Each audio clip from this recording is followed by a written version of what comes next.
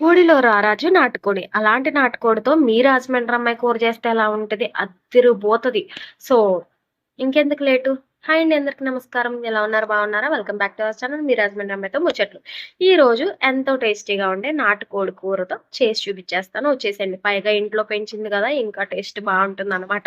So, first అయితే కూర కొట్టించుకొచ్చేసాం కదా ఆల్రెడీ.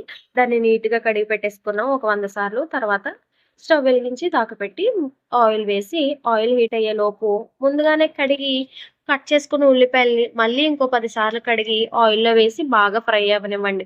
ఇలా ఎందుకు చెప్తున్నానంటే మా అక్కకి కొంచెం అతి శుభ్రం అనే ప్రాబ్లమ్ ఉంది. అదేనండి ఓసీడీ. నచ్చలేదంట. ఇంటి దగ్గర నుంచి స్టీల్ డబ్బాతో వాటర్ తెచ్చుకున్నారు. దాంతో కడిగి వేసుకున్నారు. ఉల్లిపాయలు మగ్గిన తర్వాత ముందుగా కడిగి పెట్టిన కూరను వేసుకొని, కూర ఆయిల్‌లో మగ్గిన తర్వాత అల్లం వెల్లుల్లిపాయి పేస్టు, పసుపు వేసి బాగా ఫ్రై చేశారనమాట పచ్చివాసన పోయేంత వరకు. ఇది ఫ్రై అయిన తర్వాత ఇందులోకి కారం వేసుకోండి. కారం ఇలాంటి కూరల్లోకి ఎక్కువ వేసుకుంటేనే టేస్ట్ బావుంటుంది తెలుసా? సో, నాటుకోడి కూరలు గానీ, తలకాయ మాంసం, మేక మాంసం ఇలాంటి వాటిల్లో బాగా స్పైసీగా ఉంటే టేస్ట్ చాలా బావుంటుంది. ఇది బాగా కారం పచ్చివాసన పోయేంత వరకు బాగా ఫ్రై చేసుకోండి.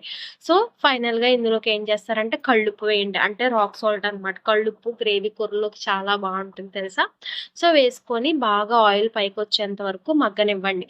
ఫైనల్‌గా వాటర్ వేసుకొని ఉడకనివ్వండి. ఓకేనా? ఇందులోకి గసగసాలు, జీలకర్ర, ధనియాలు, యాలకులు, లవంగాలు, దాల్చిన చెక్క అన్నీ వాటర్ వేసుకొని ఫైన్‌గా పేస్ట్ చేసుకొని అది వేసుకోండి. నా నాలుక తిరగట్లేదు. నాన్ వెజ్ తిని తిని మందబడిపోయింది.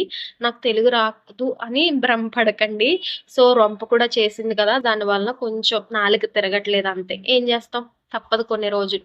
సో, ఆ పేస్ట్ వేసాం కదా! బాగా మగ్గనివ్వండి. సో, కూర ఉడక్కపోయిన ఆ వాసనకి మధ్యలోనే మా అమ్మలాగా తినేస్తారనమాట. అట్లుంటది టేస్ట్. ఫైనల్‌గా చికెన్ మసాలా దంచేస్తే సూపర్.